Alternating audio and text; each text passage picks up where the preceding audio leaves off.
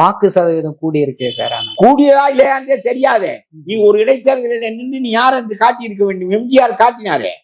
திண்டுக்கல்லில் நின்றார், 51% வாக்குகளை பெற்றார். 3 கட்சியும் 49% பெற்றது. ஆளுங்கட்சியான திமுகவை 3வது இடத்துக்கு அனுப்பினார் எம்ஜிஆர். நான் சுவாமை என்பதை அவர் காட்டினார். நீ எந்த தேர்தலில் நின்றாய்? நீ கூட்டுக்கு கூப்பிடுகிறாய், ஆட்சிக்கு கொடுப்புகிறாய், பங்கு தருகிறேன் என்று சொல்கிறாய். எந்த தேர்தல்? கையை விரித்தால் வெறுங்கை என்று தெரிந்து விடும் என்று அஞ்சுத்தானே ஒடுங்கினாய். இடைத்தேர்தல் வந்ததை நிற்க வேண்டியதுதானே.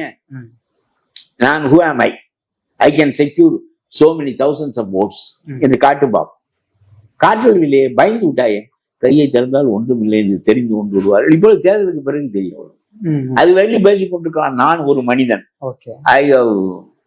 நான் ரொம்ப ஒரு கட்சியை தோற்றுவித்திருக்கிறேன். தோற்றுவித்து என்ன செய்தார்? தோற்றுவித்து ஒரு திருப்பரங்குன்றத்தில் விளக்கேற்ற வேண்டுமா? பதில் சொல்ல பயம். ட்ரம்போடு நடத்தி கொண்ட ஒப்பந்தம் சரியா இல்லையா சொல்வதற்கு பயம். என்ன திரும்ப திரும்ப நீ சொல்லுவாய்?